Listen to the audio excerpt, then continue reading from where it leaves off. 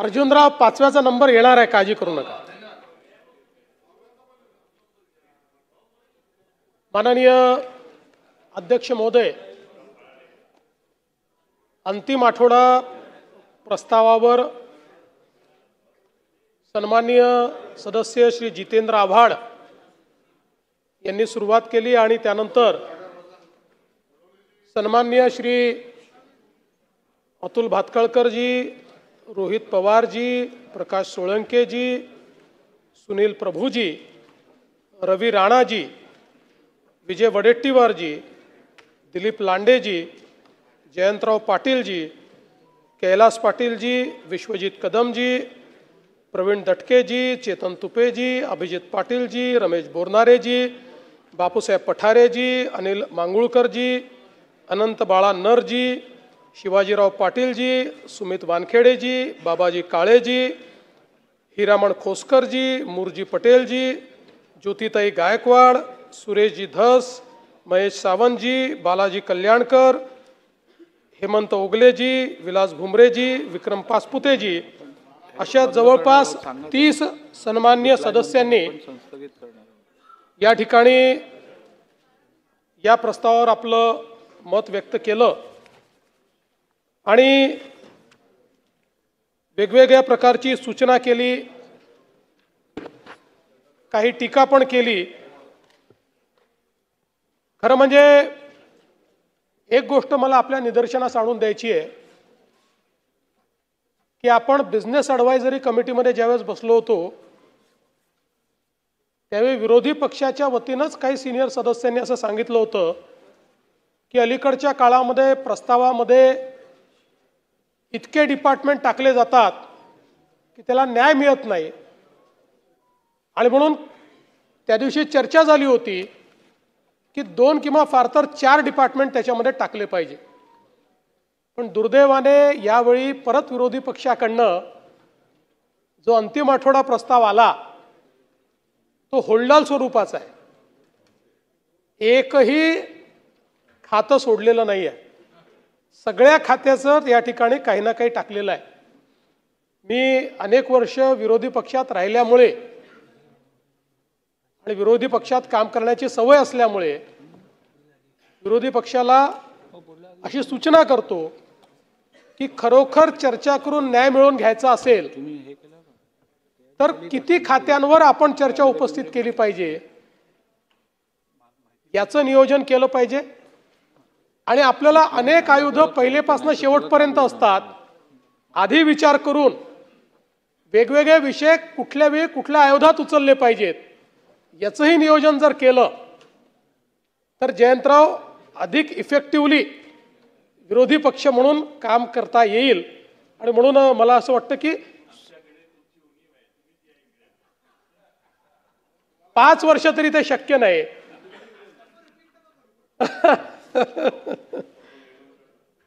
पण अध्यक्ष महोदय, खरं म्हणजे अंतिम आठवडा प्रस्ताव मांडण्याकरता ज्यावेळेस मी उभा आहे त्यावेळी माझ्या आणि आपल्या सगळ्यांच्या मनामध्ये वेदना आहे. आपण अधिवेशन संपवतोय, पण ज्या काही घटना या अधिवेशनात घडलेल्या आहेत त्यातनं नेमका काय संदेश घेऊन आपण जाणार आहोत आणि लोकांना काय संदेश आपण देतो आहोत. ही विधानसभा आमदारांच्या मालकीची नाही, ही विधानसभा मंत्र्यांच्या मालकीची नाही, मुख्यमंत्र्याच्या मालकीची नाही, इथल्या कर्मचाऱ्यांच्या मालकीची नाही. ही विधानसभा महाराष्ट्रातल्या 14 कोटी लोकांच्या मालकीची विधानसभा आहे. आणि अशा या विधानसभेमध्ये समाजाला दिशा देण्याचं काम झालं पाहिजे अशा प्रकारची अपेक्षा आहे. पण या ठिकाणी जर विचारातून चर्चेतून संदेश जाण्याच्या ऐवजी लाथाबुक्क्यांचा संदेश जात असेल तर मला असं वाटतं की आपण सगळ्यांनी या संदर्भात चिंतन करण्याची आवश्यकता आहे. मी आपले आभार मानेन की आपण हे प्रकरण गांभीर्याने घेतलं आणि दोन्ही सदस्य ज्यांच्यासोबत ते आले होते किंवा नव्हते पण त्यांना आपण सांगितलं आणि दोघांनी या ठिकाणी खेद व्यक्त केलेला आहे. पण मला असं वाटतं की एक गोष्ट लक्षात ठेवली पाहिजे की शब्दातनं निघणारं जे विष असतं ना ते एखाद्या नागाच्या विषापेक्षा देखील अधिक जहिरीलं असतं. आणि म्हणून या ठिकाणी चर्चेचा स्तर, त्या संदर्भात कटुता निर्माण होणार नाही असा प्रयत्न, ठीक आहे, अनेक वेळा प्रसंग येतात, शेवटी आपण माणसं आहोत, राग अनावर होतो, पण तरी देखील आपल्या चर्चेचा स्थायी भाव हा मात्र डिस्कशन आणि डिस्कोर्स असाच असला पाहिजे, असं या ठिकाणी मला असं वाटतं अत्यंत महत्त्वाचं आहे. अनेक वेळा म्हणजे जे काही आपल्याला काही पाहायला मिळालं, कोणी मीडियासमोरच अश्लील घोषणा देत आहे, कोणी अजून काही बोलत आहे, कोणी वेगवेगळ्या प्रकारे अध्यक्षांच्या विरुद्धच अध्यक्ष मॅनेज आहेत असं म्हणताय. मला असं वाटतं की या सभागृहाने एक लक्षात घेतलं पाहिजे, या सभागृहामध्ये 288 सदस्य आहेत. नियमाने या ठिकाणी 45 लक्षवेधी झाल्या पाहिजेत. आपण 45च्या ऐवजी 200 लक्षवेधी करतात. 200 लक्षवेधी केल्या जर तरीही 288 सदस्यांच्या लक्षवेधी लागू शकत नाही. आणि मग अशा परिस्थितीमध्ये जी काही भाषा आपण या ठिकाणी वापरतो ती भाषा काही योग्य नाही आहे.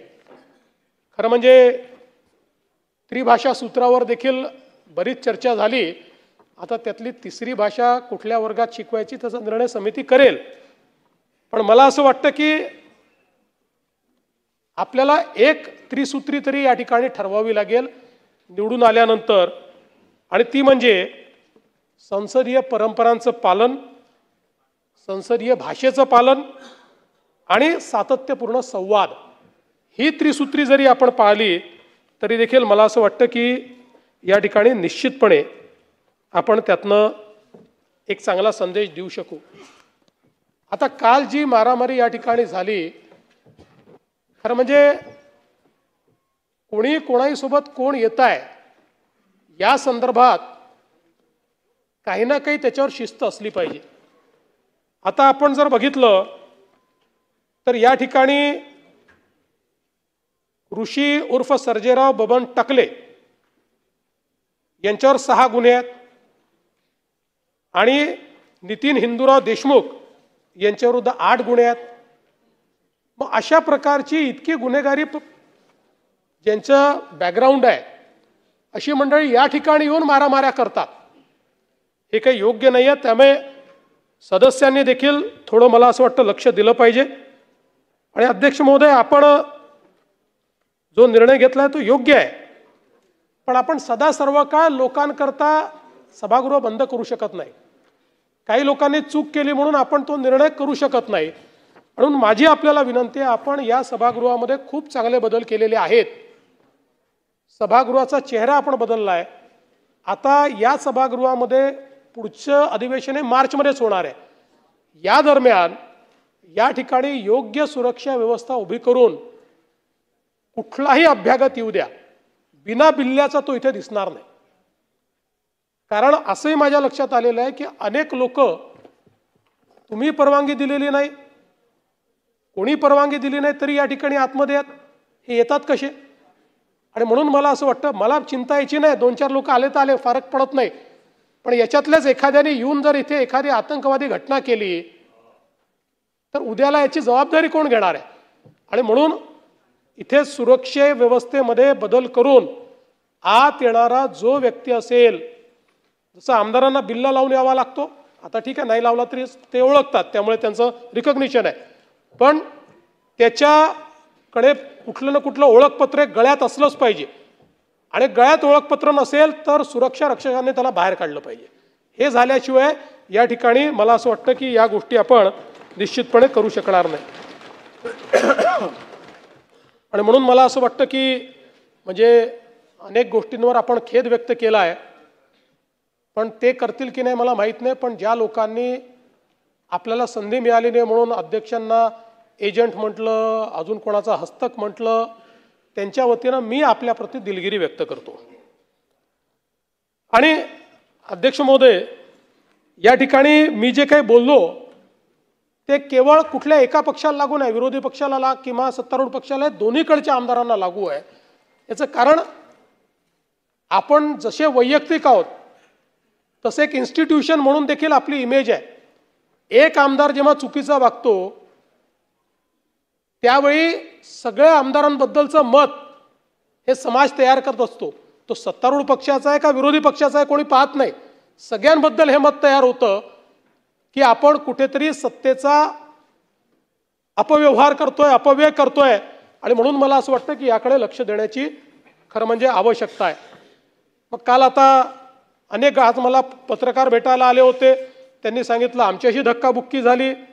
आता अनेक गोष्टी या ठिकाणी होतात, मी सगळ्या गोष्टी काही या ठिकाणी सांगणार नाही. पण मला असं वाटतं की या निमित्ताने हा विषय आज महत्त्वाचा आहे आणि यातनं अतिशय वाईट अशा प्रकारची आपली इमेज या ठिकाणी गेली आहे. आणि म्हणून निश्चितपणे आपण सगळे लक्ष देऊ. या चर्चेची सुरुवात आव्हाड साहेबांनी केली आणि प्रवीण गायकवाड यांच्या प्रकरणापासून स्टेट स्पॉन्सर्ड टेररिझम आहे अशा प्रकारचं त्यांनी सांगितलं. आता खरं म्हणजे आव्हाड साहेब, पहिली गोष्ट तर अशी आहे की या ठिकाणी ही जी काही घटना घडली ती घटना घडल्यानंतर प्रवीण गायकवाड त्याच्यावर तक्रार द्यायला तयार नव्हते. पोलिसांनी स्वतः पुढाकार घेऊन ही तक्रार नोंदवली, त्याच्यावर कारवाई केली. मूळतः झालेला प्रकार हा नॉन कॉग्निझेबल ऑफेन्समध्ये बसतो किंवा कॉग्निझेबल ऑफेन्स बेलेबल इन पोलीस स्टेशनमध्ये बसतो. तथापि याचं गांभीर्य लक्षात घेऊन त्याच्यामध्ये कडक सूचना दिल्या, कडक कारवाई केली आणि जे काही आरोपी होते त्या आरोपींना त्या ठिकाणी अटक केली. आता या आरोपींनी कधीतरी भाजपमध्ये प्रवेश केला होता. आता मी 100 घटना आणलेल्या आहेत की ज्यामध्ये राष्ट्रवादीचा सदस्य असलेल्या, काँग्रेसचा सदस्य असलेल्या लोकांनी काहीतरी अपराध केलेला आहे, हल्ले केलेले आहेत. याचा अर्थ असा घ्यायचा का की राष्ट्रवादी शरद पवार गटानेच सांगितलं त्यांना अशा प्रकारची कारवाई करायला? असं नाही घेता येत. हा त्यांचा वैयक्तिक त्या ठिकाणचा प्रश्न आहे. त्यांनी त्यांना सांगितलं की तुम्ही आता इतके वर्ष ती संभाजी ब्रिगेड चालते, आता हे नवीनच एक चालू झालेलं आहे, आता संभाजी ब्रिगेड चालते. तर यांचं म्हणणं आहे संभाजी ब्रिगेड का म्हणता, छत्रपती संभाजी ब्रिगेड का म्हणत नाही? आता ह्या गोष्टी मला असं वाटतं की कुठेतरी आपल्याला लक्षात घ्याव्या लागतील. हे जे काही चाललं आहे, आपली मनं जी संकुचित व्हायला लागली आहेत याचाही विचार करावा लागेल. पण मी आपल्याला सांगतो, आम्ही देखील या घटनेचा निषेध केला, आम्हीही या हल्ल्याचा निषेधच केलेला आहे.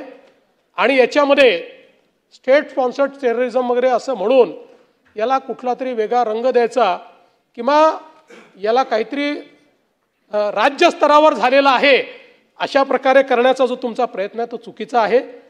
घटना चुकीची आहे, त्याच्यावर योग्य ती कारवाई ही खरं म्हणजे या ठिकाणी लावलेली आहे. म्हणजे मी खरं आपल्या लक्षात आणून देतो की आमचे चंद्रकांत दादा सोलापूरमध्ये होते, त्यांच्यावर शाई फेकण्यात आली होती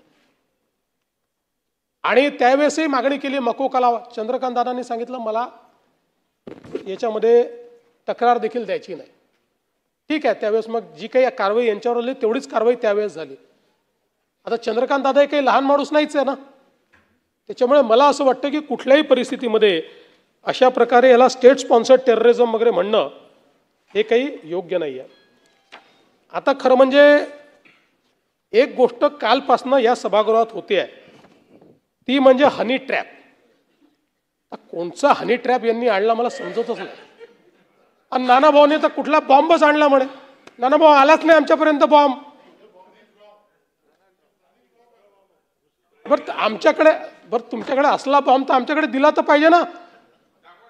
ना हनी आहे ना ट्रॅप आहे. नानाभाऊ असं आहे, कुठली घटना घडली असेल तर ती मांडली पाहिजे. पण माहोल असा क्रिएट होतोय आजी माजी मंत्री. आता सगळे एकमेकाकडे पाहून राहिले. इकडे आजी मंत्री आहे, इकडे माजी मंत्री आहे. हे आजी मंत्री आहे का माजी मंत्री आहे? कोण फसलंय हनी ट्रॅपमध्ये?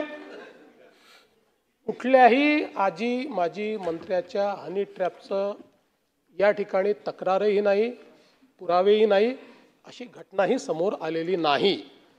आणि हनी ट्रॅपच्या संदर्भात हनी ट्रॅप नाहीच, पण अशा संदर्भातली एक तक्रार या ठिकाणी आली होती.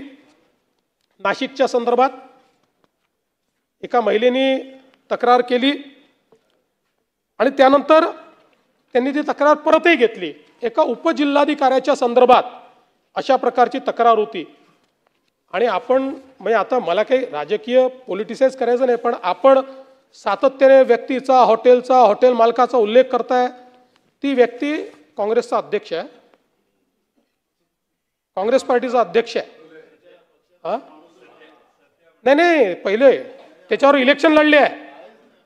इलेक्शन आहे बा. नाही हे पंजाब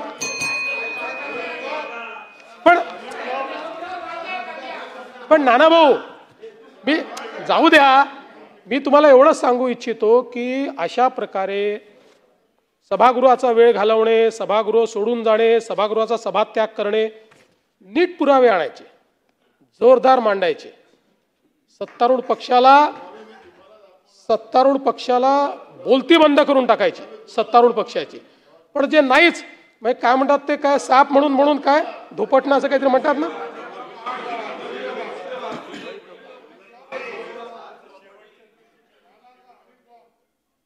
मला असं वाटतं की ठीक आहे.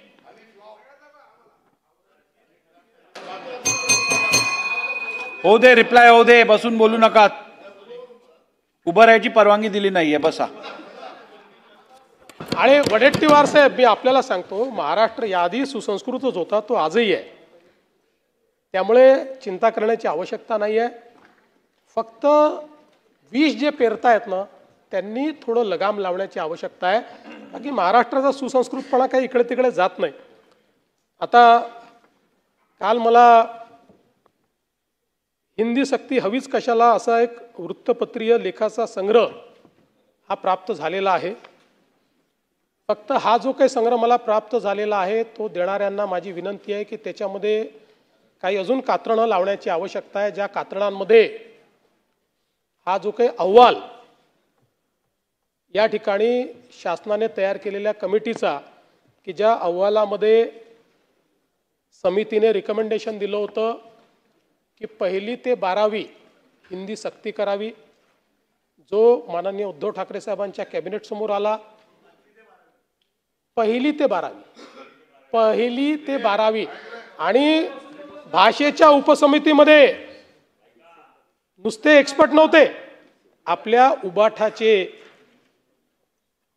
एक प्रमुख नेते, ज्याने उपनेते आहेत शिवसेनेत, तुम्हाला माहिती आहे उपनेते किती मोठं पद आहे, ते त्या भाषेच्या उपसमितीचे त्यातले एक सदस्य होते. त्यांनी रिकमेंडेशन केलं 1ली ते 12वी हिंदी भाषा ही सक्तीची करावी.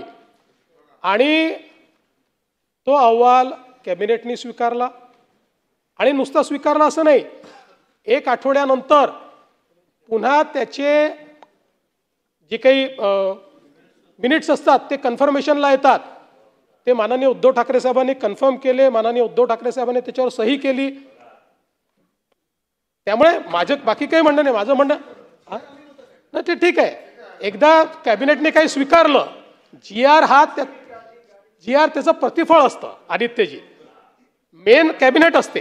पण हरकत नाही, मी मी मी त्याच्यावर आक्षेपच घेत नाहीये. नाही, मी त्याच्यावर आक्षेपच घेत नाहीये. मी एवढंच म्हणतोय की काल ज्या मला वृत्तपत्राचा झाली तर तेच तो जो मी माननीय उद्धवजींनी मला दिल्यामुळे मी अतिशय नीट अशा प्रकारे हा जो काही लेखांचा संग्रह आहे, हे जे पुस्तक आहे ज्यात कात्रणं आहे, वाचलं. माझी एवढीच मागणी आहे की त्याच्यामध्ये ज्यावेळेस हा अहवाल आपल्याला सुपूर्द केला होता त्याची बातमी पण लावावी. तो अहवाल स्वीकारल्याच्या बातम्या ज्या पेपरला आलेल्या आहेत ती पण बातमी त्याच्यामध्ये लावावी. आणि मंत्रिमंडळाचा निर्णय झाल्यानंतर त्या संदर्भात ऑफिशियल पोस्टही आपण केलेली आहे. त्याचंही कात्रण त्यात लावं, एवढीच माझी माफक मागणी आहे. त्यापेक्षा जास्त माझी काही मागणी या संदर्भातली नाही.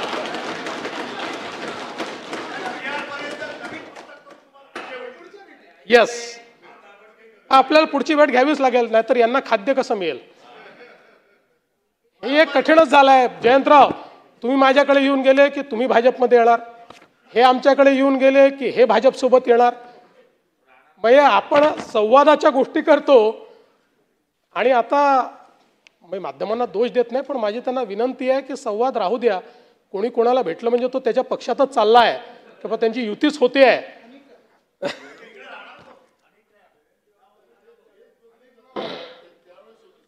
अनेक आमच्या सदस्यांनी या ठिकाणी गुन्हेगारी वाढली आहे, त्याची आकडेवारी वाढली आहे, अशा प्रकारचे अनेक विषय या ठिकाणी मांडले.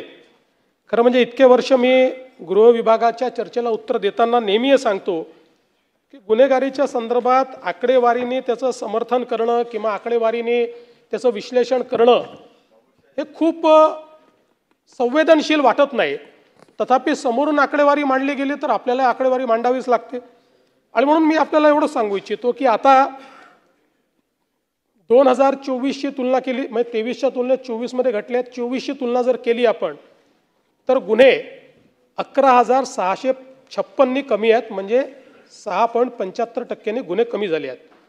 मग याच्यामध्ये खून असेल, खुनाचा प्रयत्न असेल, दरोडा असेल, जबरी चोरी असेल, घरफोडी असेल, चोरी असेल, असे सगळे जे गुन्हे आहेत हे गुन्हे या ठिकाणी कमी झालेले आहेत. आणि सायबर गुन्हे उघडकीस येण्याचं प्रमाण जे 2022मध्ये 16.45% होतं ते आता 19%वर गेलं आहे.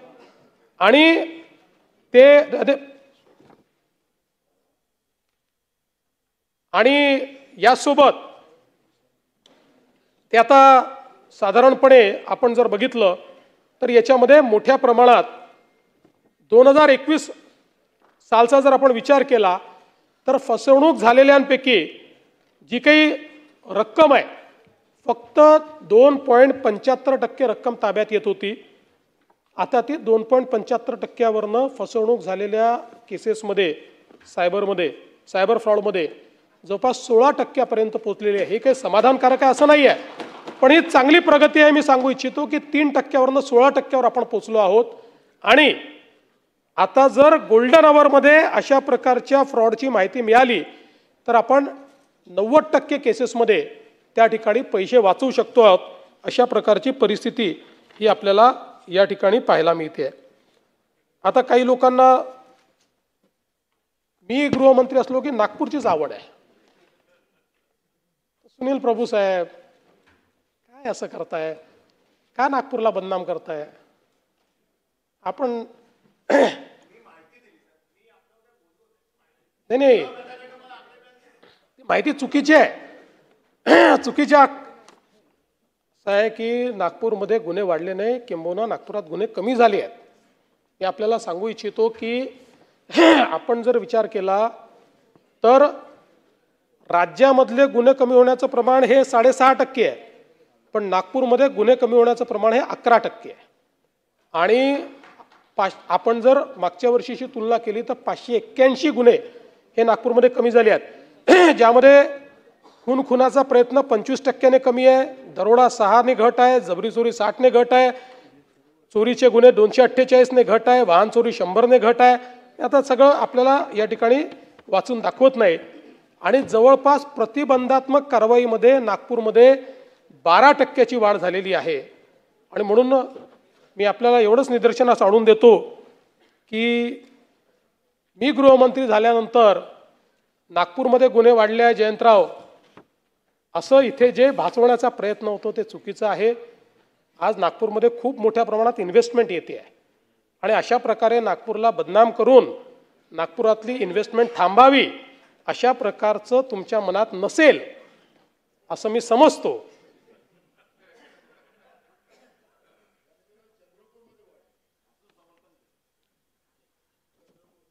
महापेमध्ये आता आपण अत्याधुनिक अशा प्रकारचा सायबर सुरक्षा प्रकल्प कार्यान्वित केला आहे आणि पुढील 5 वर्षामध्ये 5,000 पोलिसांना सायबर प्रशिक्षित आपण करतो. मी मागे देखील सांगितलं की आता याला आपण सायबर कॉर्पोरेशनमध्ये परिवर्तित केलं आहे आणि आपल्या सायबर कॉर्पोरेशनने तयार केलेलं हे जे काही सायबर सेंटर आहे हे लोकांना इतकं आवडलं की आता 4 राज्यांनी आपल्याला आपल्या कॉर्पोरेशनला काम देण्याचं त्या ठिकाणी ठरवलेलं आहे. त्यांच्याकडे अशा प्रकारचं सायबर सेंटर तयार करण्याकरता यासोबत आपण नोडल सायबर पोलीस स्टेशन केलं आहे. 50 जिल्ह्यामध्ये सायबर लॅबची क्षमता वृद्धी आपण केली आहे. आपण एक 1945 म्हणजे 1945 असा एक नंबर दिलेला आहे. आता कुठल्याही प्रकारच्या सायबर गुन्ह्यामध्ये 1930 किंवा 1945 हा नंबर जर डायल केला तर तात्काळ आपण त्या ठिकाणी टेक्नॉलॉजी असिस्टेड इन्व्हेस्टिगेशनच्या माध्यमातून अतिशय कमीत कमी वेळात कुठेही ते पैसे गेले असले तरी थांबवू शकतो. अशा प्रकारची व्यवस्था आपण उभी केली आहे.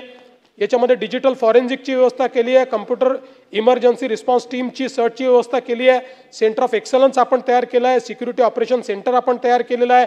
सायबर घुसखोरीचा प्रतिबंध करण्याकरता हॅकिंग करता अतिशय महत्त्वाचं अशा प्रकारचं सगळ्या प्रकारचं सॉफ्टवेअर आपण त्या ठिकाणी घेतलेलं आहे आणि खूप मोठी रोबस्ट व्यवस्था म्हणजे आता एखाद्या खाजगी आस्थापनेलाही आपलं सायबर ऑडिट करायचं असेल तर ते ऑडिट करण्याची क्षमता ही आपण महाराष्ट्रामध्ये या ठिकाणी तयार केलेली आहे. महिला अत्याचाराच्या प्रकरणांमध्येही आपण जर बघितलं तर या ठिकाणी जवळपास 91% प्रकरणं उघडकीस आलेली आहेत. बलात्काराच्या ज्या घटना आहेत त्यामध्ये 98% घटना उघडकीस आलेल्या आहेत आणि मी फार डिटेलमध्ये जात नाही पण हे समाजाचं दुर्दैव आहे की आपण जर बघितलं तर बलात्काराच्या या सगळ्या प्रकरणामध्ये 99.52% आरोपी हे पीडितेच्या ओळखीचे किंवा नातेवाईक आहेत. अशा प्रकारची अवस्था आपल्याला पाहायला मिळते. हे समाजाचं अतिशय विदारक अशा प्रकारचं सत्य या ठिकाणी आपल्याला पाहायला मिळत आहे. पण यामध्ये बलात्काराच्या प्रकरणामध्ये 60 दिवसामध्ये निर्गती करण्याचं जे एक आपण लक्ष ठेवलं होतं ते अतिशय चांगल्या पद्धतीने आपण करतो. 2020 पर्यंत आपण 45% केसेसमध्ये म्हणजे 19ला आपण हा निर्णय घेतला होता. 20 पर्यंत केवळ 45% केसेसमध्ये आपण ही निर्गती 60 दिवसात करायचो. आता अरे नका आणून देऊ रे बाबा उगीच कोणी काही दिलं तरी डिस्टर्ब होतं जरा. आता जर आपण बघितलं तर 60 दिवसामध्ये बलात्काराच्या गुन्ह्यामध्ये 97.3% इथपर्यंत आपण निर्गती केली आहे. म्हणजे 97.3% केसेसमध्ये 60 दिवसाच्या आत सगळं इन्व्हेस्टिगेशन संपवून आपण चार्जशीट त्या ठिकाणी दाखल करतो आहे. त्यामुळे मला असं वाटतं की आपली जी सगळ्यांची अपेक्षा आहे आणि मध्यंतरीच्या काळात आपणही वाचले असतील वेगवेगळ्या प्रकारे आता ज्युडिशियरी देखील आपल्याला मदत करते. 7 दिवसात केसचा निकाल 15 दिवसात केसचा निकाल अशा पद्धतीनं देखील काही निकाल या ठिकाणी आलेले आहेत. यासोबत ऑपरेशन मुस्कान की जी हरवलेली बालकं आपण ज्याच्यामध्ये शोधतो पोलिसांनी त्यातही अतिशय उत्तम काम केलेलं आहे आणि आतापर्यंत वेगवेगळ्या ऑपरेशन्समध्ये 41,193 मुलं ही आपण सोडवून आणलेली आहेत. आणि एवढंच नाही तर आता दरवेळेस आपल्या सभागृहामध्ये महिलांच्या संदर्भातला विषय येतो मग ती आकडेवारी येते आणि मग आपल्याला ते सांगावं लागतं की वर्षभरात या महिला सापडतात. 90%च्या वर महिला त्या ठिकाणी सापडत असतात. पण आता आपण एक मिसिंग सेल तयार केलेला आहे आणि या मिसिंग सेलच्या माध्यमातून प्रत्येक पोलीस स्टेशनमध्ये हरवलेल्या किंवा निघून गेलेल्या महिला मिसिंग ज्या महिला आहेत यांचं परमनंट ट्रॅकिंग केलं पाहिजे अशा प्रकारचा आपला प्रयत्न आहे. कारण आपण हे पाहतो की वर्षभर ट्रॅकिंग होतं मग कुटुंबातले लोकही लक्ष देत नाहीत पोलिसही लक्ष देत नाही आणि म्हणून हा एक स्पेशल सेलच आपण तयार केलेला आहे. आणि या सेलने एक ऑपरेशन शोध म्हणून जो काही काम हातामध्ये घेतलं होतं अतिशय चांगलं काम त्या माध्यमातून केलेलं आहे. त्यामुळे मला असं वाटतं की त्याहीबद्दल अतिशय संवेदनशीलतेनं या ठिकाणी काम चाललेलं आहे.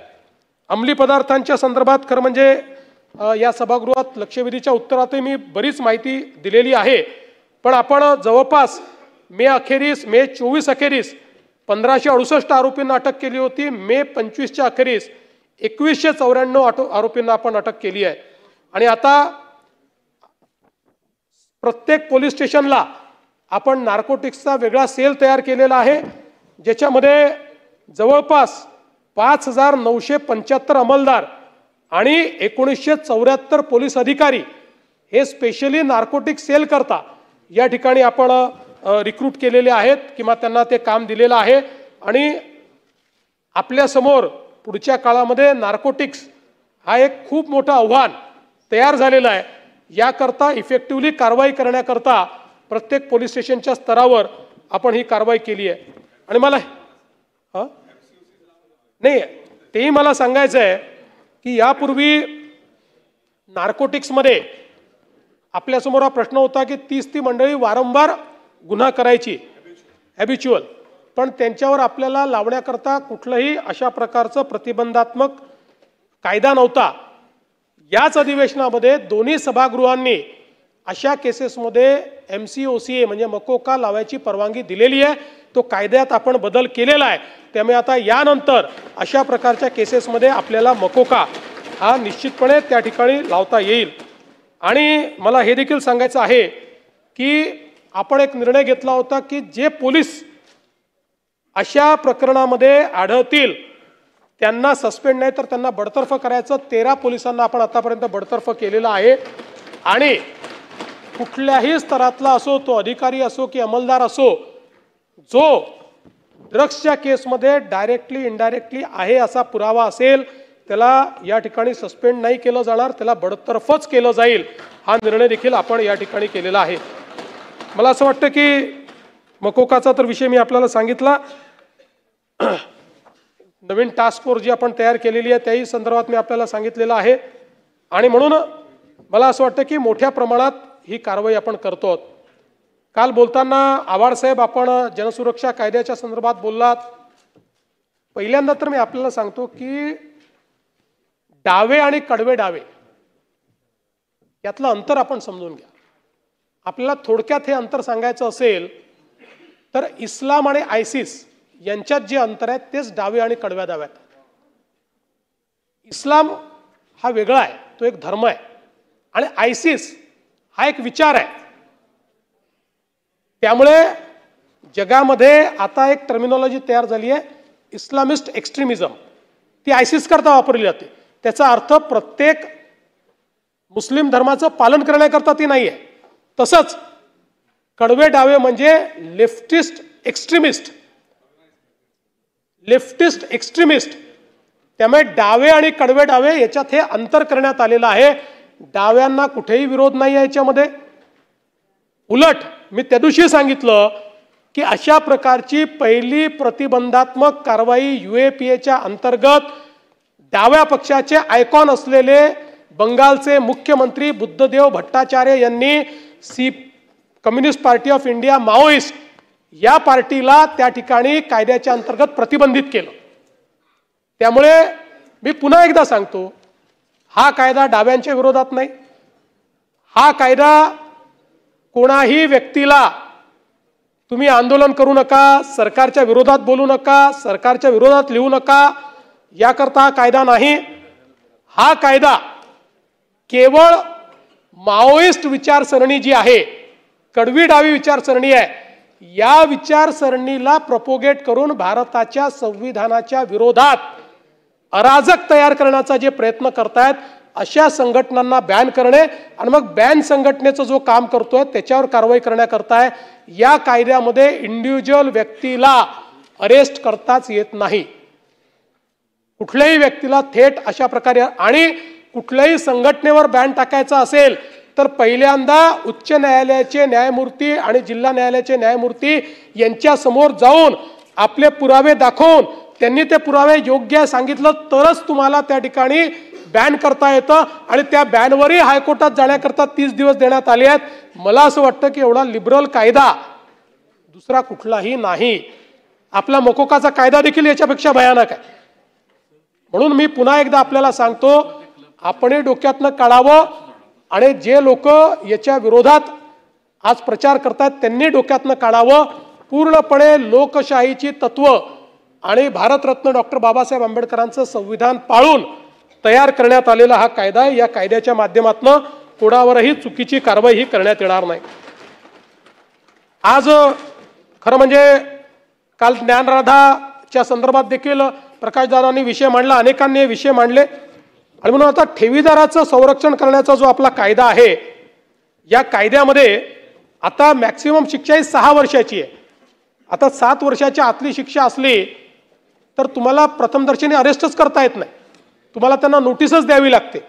त्यामुळे आपण हा निर्णय केलेला आहे की ठेवीदाराचं संरक्षण करण्याचा जो कायदा आहे याच्यामधल्या शिक्षेमध्ये आणि दंडामध्ये दोन्हीमध्ये आपण वाढ करणार आहोत.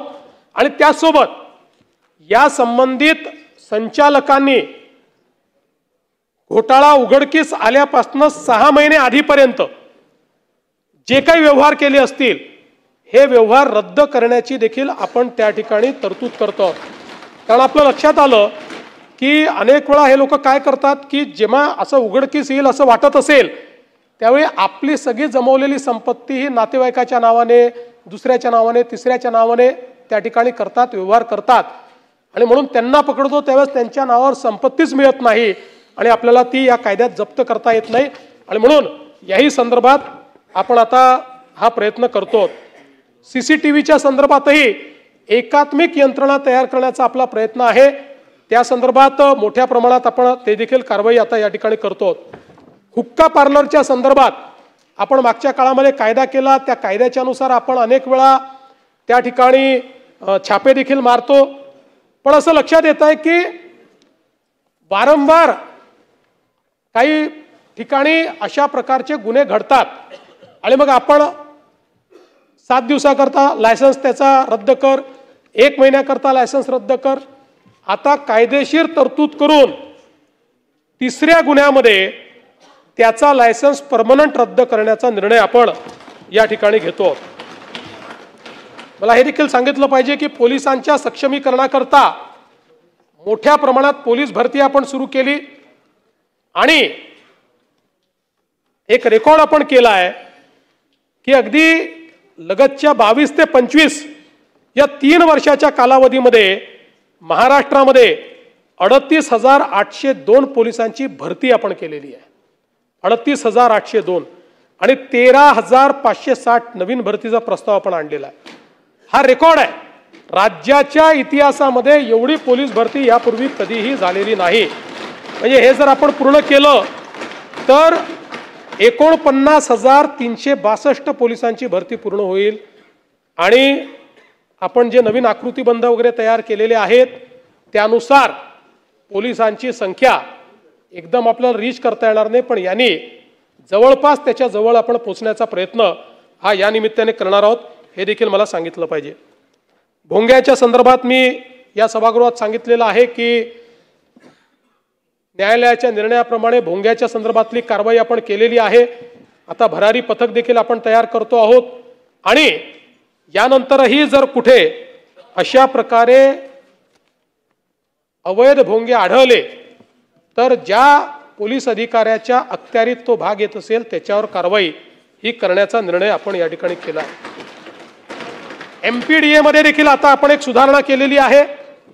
आता जुगार, बेकायदेशीर लॉटरी, व्हिडिओ पायरसी, अत्यावश्यक वस्तूंचा काळा बाजार, मानवी अपव्यापार अशा इसमांवरही इतर कायद्यांसोबत आता MPDA देखील आपल्याला लावता येणार आहे. अशा प्रकारची व्यवस्था याच्यामध्ये करण्यात आलेली आहे. विचार करू. नवीन 3 कायद्यांची गतिमान अंमलबजावणी करणं, पीडितेला लवकर न्याय मिळेल अशा प्रकारे पीडितेच्या भाषेमध्ये FIR, e-FIR, email, electronic record याला आता मान्यता मिळालेली आहे. इलेक्ट्रॉनिक समन्स आता आपल्याला पाठवता येतं. द्वेष प्रसरवणे, मॉब लिंचिंग असे गुन्हे आता परिभाषित झालेले आहेत. सगळ्या गुन्ह्यांमध्ये 90 दिवसाच्या आत आता तपास करायचा ही टाइमलाईन ठरवण्यात आलेली आहे. अर्थात महिलांविरुद्धच्या गुन्ह्यात 60 दिवसाचीच टाइमलाईन ठरवण्यात आली आहे. आणि आता फॉरेन्सिक एव्हिडन्सला सगळ्यात जास्त महत्त्व प्राप्त झालेलं आहे. आणि 7 वर्षापेक्षा जास्ती शिक्षेचे जे सगळे गुन्हे आहेत या गुन्ह्याचा तपास हा फॉरेन्सिक व्हॅननीच करायचा आहे. ती व्यवस्था आपण केली आहे. क्राईम सीनवर आता फॉरेन्सिक टीम त्या ठिकाणी जाईल. क्राईम सीनचा पूर्ण व्हिडिओग्राफी केली जाईल. एव्हिडन्स कलेक्ट करत असताना त्याची व्हिडिओग्राफी केली जाईल, कारण आपल्याला माहिती आहे की अनेक वेळा मग पंच सांगतात आम्ही नव्हतोच, आमच्या सह्या नंतर घेतल्या, हे इथे जप्तच झालेलं नाही आहे. आणि सगळा जो काही एव्हिडन्स आहे हा ब्लॉकचेन पद्धतीनं स्टोअर करण्याच्या संदर्भातलं देखील आपण आता त्या ठिकाणी काम चालू केलेलं आहे, जेणेकरून चाकूच बदलला, रक्तच बदललं अशा प्रकारची कुठलीही त्या ठिकाणी आता व्यवस्था होणार नाही, अशा प्रकारचा आपण प्रयत्न केलाय. आणि या नवीन कायद्याने सगळ्यात चांगलं जर काही केलं असेल तर या नवीन कायद्यामध्ये क्रिमिनल जस्टिस सिस्टीममध्ये प्रॉसिक्युशन किंवा डिफेन्स 2 पेक्षा जास्त तारखा मागू शकणार नाही, अशा प्रकारचा नियम या नवीन कायद्याने केलेला आहे. त्यामुळे या ज्या काही आपल्या गुन्ह्यांमध्ये तारीख पे तारीख जे चालायचं ते देखील आता या ठिकाणी बंद होणार आहे. आणि म्हणून मला असं वाटतं की आता आपल्या संपूर्ण पोलीस फोर्सचं हे जे काही माननीय मोदीजींच्या नेतृत्वात अमितभाई शहांनी 3 नवीन कायदे तयार केले आहेत त्याचं पूर्ण प्रशिक्षण आपण केलं आहे. त्या संदर्भातली जी काही इन्फ्रास्ट्रक्चर आहे त्यातलं सगळं इन्फ्रास्ट्रक्चर आपण आता तयार करतो. अजून सगळ्या व्हॅन्स आपल्या आलेल्या नाहीत, पण त्या आल्यानंतर क्रिमिनल जस्टिस सिस्टीममध्ये देखील मोठ्या प्रमाणात बदल होताना आपल्याला पाहायला मिळेल. खरं म्हणजे अनेक वेळा लोक नरेटिव्ह सेट करण्याचा प्रयत्न करतात. मग त्या ठिकाणी एक नरेटिव्ह सेट करण्याचा प्रयत्न केला की नाशिक जिल्ह्यामध्ये शेतकऱ्याने आंदोलन केल्यामुळे त्याच्यावर खुनाचा गुन्हा दाखल झाला. आता मला हे एवढ्याकरता सांगायचं आहे की दिवसभर टीव्हीवर चालतं. आता याची फॅक्ट काय आहे? फॅक्ट अशी आहे, बलात्काराचा गुन्हा दाखल झाला 8 जुलै 2023ला 3:41 8 जुलै 2023 आणि या व्यक्तीवर आंदोलक म्हणून गुन्हा दाखल झाला 2025 साली, म्हणजे 2 वर्षांनी. आणि या ठिकाणी चाललाय की आंदोलन केलं म्हणून बलात्काराचा गुन्हा दाखल झाला. तर मला असं वाटतं की आता ठीक आहे, याच्या फार मी खोलात जात नाही, पण या सगळ्या गोष्टी जरा लक्षात घेण्याची गरज आहे. एक बीडमधलं महादेव मुंडे हत्या प्रकरण देखील या ठिकाणी आलं. याच्यामध्ये खरं म्हणजे आपण जर बघितलं तर मोठ्या प्रमाणात तपास चाललेला आहे. आत्तापर्यंत तंत्रज्ञानाचा वापर करून मिळालेल्या माहितीचं विश्लेषण करून 196 इसमांकडे विचारपूस केली आहे. मय्यत याचा पैशाच्या देवाणघेवाणीवरून कुठे वाद झाला होता का याबाबत 83 साक्षीदारांकडे तपास केलेला आहे. जे काही मोबाईल क्रमांक आलेले आहेत, मेल किंवा त्यांच्या याच्यावर सेव्ह आहेत, 286 लोकांकडे तपासणी केलेली आहे. 37 साक्षीदारांचे जबाब नोंदवलेले आहेत. आणि त्यासोबत जो काही व्हिसेरा अहवाल आहे या संदर्भातही मोठ्या प्रमाणात पुन्हा त्याची तपासणी करणं चाललेलं आहे. खरं म्हणजे परळीच्या एका जंगलाजवळ खुल्या मैदानावर हल्ला झाला, तिथे प्रत्यक्ष साक्षीदार हा सापडला नाही, पण 1.5 महिन्याने एका महिलेने ही घटना पाहिल्याचं कळलं आणि म्हणून तिची संपूर्ण चौकशी केली. तिने 2 व्यक्ती आपापसात भांडत होते असं मी बघितलंय असं त्या ठिकाणी सांगितलं. आणि म्हणून आता संपूर्ण डंप डाटा देखील आपण चेक करतो आहोत. जवळपास 150 नंबरचा डंप डाटा हा त्या ठिकाणी चेक करण्याचं काम चाललेलं आहे. त्यामुळे मी एवढंच आश्वस्त करू इच्छितो, कारण त्यांच्या पत्नी निश्चितपणे पत्नीला सर्वाधिक त्या ठिकाणी दुःख असेल, त्यांचा आक्रोश आपण समजू शकतो, पण याच्यामध्ये कुठेही कोणालाही पाठीशी घातलं जाणार नाही. तर या संदर्भात जी काही कारवाई करण्याची गरज आहे ती कारवाई केली जाते आणि पुढे देखील ती केली जाईल. एक आव्हाड साहेबांनी ठाणे शहरात जमील शेख याची काही निगरूण हत्या झाली, त्याच्या तपासामध्ये पोलिसांनी हलगर्जीपणा केलाय असं सांगितलं. हे जमील शेख महाराष्ट्र नवनिर्माण सेनेचे पदाधिकारी आणि RTI कार्यकर्ते होते. आणि हे जे काही फिर्यादी आहेत फैजल शेख यांनी जी काही फिर्याद दिली त्या फिर्यादीमध्ये त्यांनी सांगितलं की स्थानिक नगरसेवक नजीब मुल्ला यांचे कट्टर राजकीय विरोधक होते व जमील शेख हे नजीब मुल्ला यांच्या अनधिकृत कामाची माहिती RTI मार्फत प्राप्त करत होते. त्यामुळेच नजीब मुल्ला यांनी जमील शेख यांचा खून करण्याचे कारस्थान रचले असा मला संशय आहे असं फिर्यादीमध्ये त्यांनी त्या ठिकाणी सांगितलेलं आहे. यामध्ये 9 आरोपी निष्पन्न झाले आहेत. 7 आरोपींना अटक करण्यात आली आहे. 2 आरोपींचा अजून शोध सुरू आहे. 7 अटक आरोपींपैकी या ठिकाणी एका आरोपीला न्यायालयाने जामिनावर मुक्त केले आहे. 6 आरोपी न्यायालयीन कोठडीत आहेत. आणि आपण जे या ठिकाणी सांगितलं की यामध्ये जो मुख्य आरोपी आहे त्याने जे मूल साक्षीदाराने 164 स्टेटमेंट दिलेला आहे आणि त्या 164च्या स्टेटमेंटमध्ये या तिघांनी नजीब मुल्ला याचं नाव घेतलेलं आहे. आणि त्यानुसार आत्ता तरी पोलिसांनी जी काही चौकशी केलेली आहे त्या चौकशीत यांनी दिलेलं विवरण आणि प्रत्यक्ष घटना याच्यामध्ये जी पुराव्याची साखळी मिळायला पाहिजे ती पुराव्याची साखळी नाही, त्यात विसंगती दिसते आहे. तथापि जे मय्यत आहेत त्यांच्या दोन्ही मुलींनी अतिशय आक्रोशाने हा मुद्दा या ठिकाणी मांडलेला आहे. आणि म्हणून पुन्हा एकदा याची चौकशी ही निश्चितपणे या ठिकाणी स्वतंत्रपणे केली जाईल आणि या सगळ्या पुराव्यांना पुन्हा एकदा पडताळून कुठेही जर यामध्ये संबंधित व्यक्तीचा सूत्रामही संबंध असेल तर त्यांच्यावर कारवाई केली जाईल. एक विठाबाई पडळकर यांच्या संदर्भातला विषय या ठिकाणी मांडण्यात आला. खरं म्हणजे याच्यामध्ये जर आपण बघितलं तर कायदेशीर अशा प्रकारे रजिस्ट्री झालेली आहे. आजकाल आपल्याला माहिती आहे रजिस्ट्रीला उपस्थित राहावं लागतं, रजिस्ट्रीला उपस्थित राहून फोटो लावावे लागतात. या सगळ्या गोष्टी या ठिकाणी झालेल्या आहेत. तथापि या सभागृहामध्ये हा विषय आलेला असल्यामुळे निश्चितपणे याची ही चौकशी जी आहे ती योग्य प्रकारे केली जाईल. आपण ठाणे इथल्या रतनशी प्रेमशी चॅरिटेबल ट्रस्टचा एक विषय मांडला. या ट्रस्टची जमीन ट्रस्टीनी बेकायदेशीररित्या विकली आणि त्याची जी किंमत होती त्या किमतीपेक्षा कमी किमतीमध्ये म्हणजे त्यांनी प्रिव्हिलिंग रेडी रेकनर रेटनी ती विकली, पण त्याची जी मार्केट रेट आहे हा अतिशय जास्त आहे. आणि म्हणून हे जे काही ट्रस्टी आहेत त्यांच्या मुलानेच तक्रार केली आणि तोच मुलगा माननीय उच्च न्यायालयात गेला. उच्च न्यायालयाने त्याच्यावर हे सांगितलं की हा व्यवहार बरोबर नाही आहे. परत ट्रस्ट सर्वोच्च न्यायालयात गेलं. आता सर्वोच्च न्यायालयाने या संदर्भात जैसे थे परिस्थिती दिलेली आहे. याच्यामध्ये गुन्हा नोंदवलेला आहे. आता जैसे थे परिस्थिती असल्यामुळे त्याच्यामध्ये प्रोसीड करता येत नाही.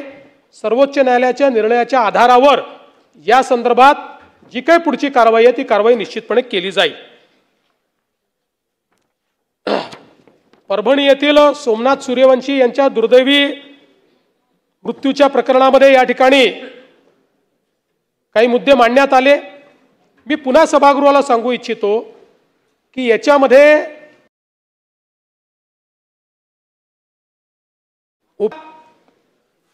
जे काही कारण दिलंय शॉक फॉलोइंग मल्टिपल इंजुरीज असं कारण दिलेलं आहे. आणि हिस्टोपॅथॉलॉजीचा जो रिपोर्ट आहे त्यामध्ये मयताच्या हृदयास ट्रिपल वेसल डिसीजचा गंभीर आजार असल्यामुळे मृत्यू झाल्याचं त्यात दिलेलं आहे. आणि म्हणून ह्या 2 वेगवेगळे ओपिनियन आल्यामुळे मृत्यूचं निश्चित कारण काय आहे याकरता हे दोन्ही रिपोर्ट हे जे शासकीय महाविद्यालय व रुग्णालय मुंबई येथे पाठवण्यात आले आणि त्यांचा अभिप्राय घेण्यात आला. त्या अभिप्रायामध्ये त्यांनी आता दिलेला अभिप्राय असा आहे की मृत्यू हा coronary artery disease with acute coronary syndrome यामुळे झालेला आहे. त्यामुळे हा काही निष्कर्ष सरकारने काढलेला नाही, हा निष्कर्ष हा जेजेनी दिलेला आहे. तथापि अजूनही सरकार याच्यात अंतिम निष्कर्षाला आलेलं नाही. या संदर्भात एक आपण कमिशन नेमलेलं आहे. त्या कमिशनचा रिपोर्ट आल्यानंतरच या संदर्भातला अंतिम निर्णय घेण्यात येईल. पण मी एवढंच आश्वस्त करतो की सोमनाथ सूर्यवंशी यांच्या या मृत्यूच्या प्रकरणामध्ये कोणालाही पाठीशी घालण्याचा शासनाचा विचार नाही. आपल्याला माहिती आहे की आंदोलकांवर वाजवीपेक्षा बळाचा वापर केल्यावरून पोलीस निरीक्षक घोरबाण एक अजून पोलीस उपनिरीक्षक आणि 3 पोलीस अंमलदार यांना आपण निलंबित देखील केलेलं आहे। त्यामुळे आता मुंबई उच्च न्यायालयाचे न्यायमूर्ती VL अचलिया यांच्या अध्यक्षतेखाली ही जी काही चौकशी चाललेली आहे त्याचा रिपोर्ट आल्यानंतर या संदर्भातला अंतिम जो काही निष्कर्ष आहे तो सरकार काढेल, एवढंच या निमित्ताने मी सांगतो।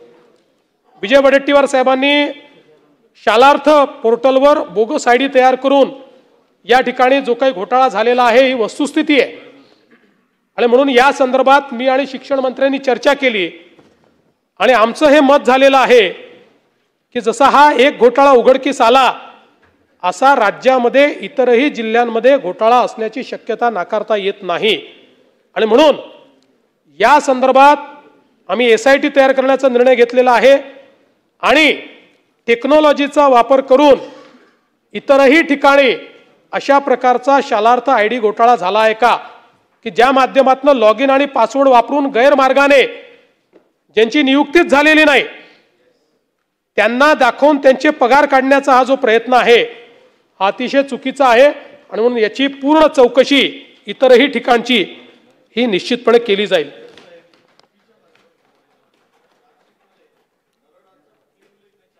नाही, चार्जशीट ज्यांचं असं आहे की याच्यावर एकावर नाही खूप लोकांवर कारवाई झालेली आहे आणि पुरावा ज्यांच्या विरुद्ध त्यांच्याच विरुद्ध चार्जशीट आपण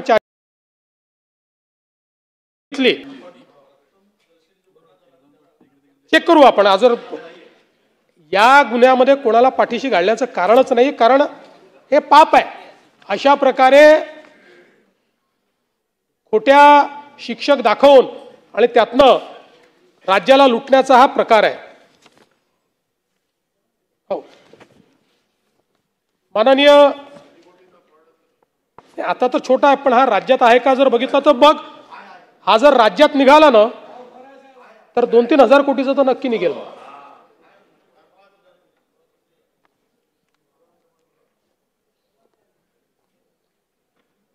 माननीय जयंत पाटील साहेबांनी आमच्या लेबर विभागाच्या संदर्भात काही मुद्दे या ठिकाणी केले आणि जळगावचा उज्ज्वल प्रकाश हा त्यांनी या ठिकाणी मांडला।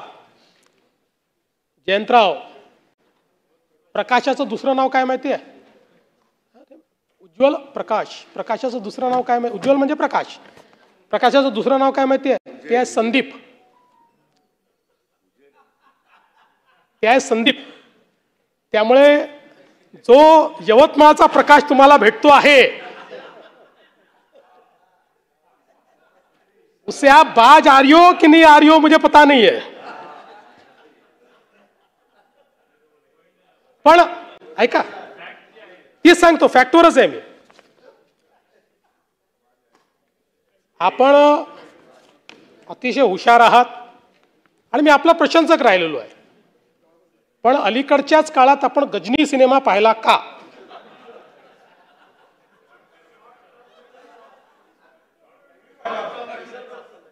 असा प्रश्न माझ्या समोर उपस्थित झाला आहे।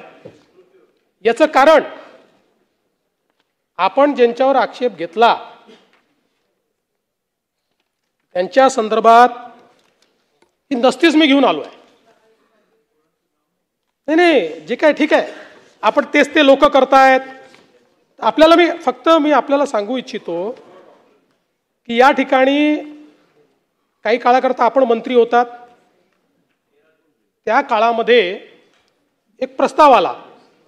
प्रस्ताव काय होता म्हणजे ते काय होतं, त्यात मुदतवाढ मागितली होती की काही लोकांचं राहिलेलं आहे आणि जुन्या जे पुरवठादार आहे त्या पुरवठादाराकडे अजून तर तेवढ्या 1,23,000 किट्स 1,53,000 किट्स वाटण्याची परवानगी द्यावी काय। तर प्रस्ताव होता सचिव तथा मुख्य कार्यकारी अधिकारी महाराष्ट्र इमारत व बांधकाम कामगार कल्याणकारी मंडळ मुंबई यांनी उक्त पत्रान्वये 1,53,698 अत्यावश्यक वस्तू संच एसेन्शियल किट व 1,53,498 सुरक्षा सेफ्टी किट वाटपास मुदतवाढ देण्याच्या विनंतीस मान्यता देण्यास हरकत नसावी। आणि मग पुढे त्यांनी असंही म्हटलं की सद्यस्थितीत मंडळाकडे 20,67,000 बांधकाम कामगारांपैकी 13,84,730 एवढ्या बांधकाम कामगारांची नोंदणी जीवित आहे, सक्रिय आहे आणि नोंदणी केलेल्या जीवित 13,84,770 पैकी 9,27,730 बांधकाम कामगारांना अत्यावश्यक संच व सेफ्टी किट हे वाटप केल्यानंतर उर्वरित 4,57,000 बांधकाम कामगारांना हे संच वाटप करण्याबाबत पुढची काय कारवाई करायची अशा प्रकारचा 2 प्रस्ताव आपल्या पुढे आले. आपण बघितलं असेल, मी गजनी का म्हटलं, आपण म्हणाले मी तर त्यांच्यावर टाकलं, असं नाही आहे. अक्षरात लिहिलंय स्वतः प्रस्ताव मान्य. आणि दुसरं, ब संदर्भात उर्वरित 4,53,000 बांधकाम कामगारांना सध्याच्याच कंत्राटदारामार्फत त्याच दराने दोन्ही संच पुरवण्यात यावे. आपलं अक्षर आहे. पाहिजे तर आपला आक्षेप असेल तर फॉरेन्सिकला पाठवून देतो.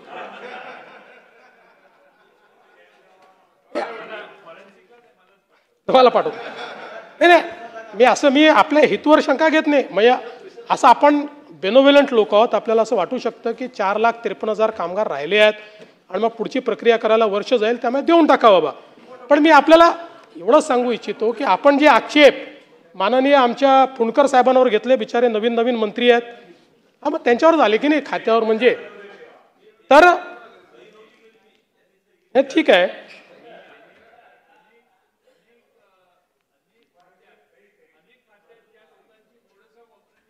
हा, अगदी तेच करायचं आपल्याला. त्यानंतर एवढंच नाही तर मी ही जी तुम्हाला म्हणजे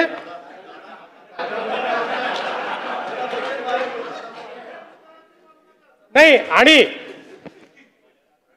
तसं जयंतराव तुम्हाला सल्लागाराची आवश्यकता नाही, पण ऐका ना, पण त्यावेळी तुम्हाला कोणीतरी चुकीचा सल्लागार भेटला होता. याचं कारण ही जी काही आपण कामगारांची तपासणी करतो, या तपासणीच्या संदर्भातले त्याच वेळी एक टेंडर होतं नोंदित कामगारांच्या आरोग्य तपासणीच्या संदर्भातलं, आणि त्याच्यामध्ये काय करावं असं सगळ्या गोष्टी होत्या. मग याच्यामध्ये काहीतरी वाढ करावी अशा प्रकारचा एक प्रस्ताव आपल्याकडे आला, आणि त्या सगळ्याला म्हणजे वाढीवला तर आपण मान्यता दिलीच, पण त्याचसोबत या ठिकाणी आपण काय लिहिलं त्याच्यावर, वरील प्रस्ताव मान्य. सन 2023 पर्यंतचा प्रस्ताव होता. प्रस्ताव काय होता तर टेंडरप्रमाणे 15/2/21 ते 14/2/23 या 2 वर्षामध्ये यापूर्वीच्या अटीवर, म्हणजे नवीन टेंडर काढा असं म्हटलंच नव्हतं, खरं म्हणजे नवीन टेंडर काढायला पाहिजे होतं, पण ठीक आहे 2 वर्षाकरता या पूर्वीच्या अटींवरच त्यांना देण्यात यावं. आपण काय लिहिलं त्याच्यामध्ये, वरील प्रस्ताव मान्य. सन 2023 नंतर मुदतवाढ देताना, म्हणजे आधीच ठरवलं तुम्ही मुदतवाढ द्यायची आहे, ही मुदतवाढच होती. मुदतवाढ देताना मागील काम योग्य असल्यास विभागाच्या सचिवाकडनं त्यांच्या स्तरावर मुदतवाढ देण्यात येईल.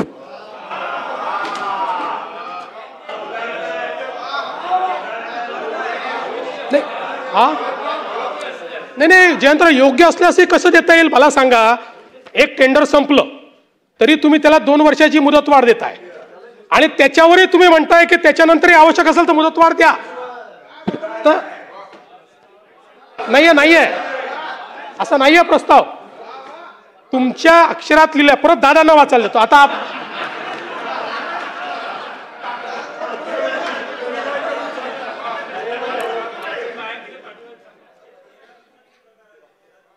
परत मला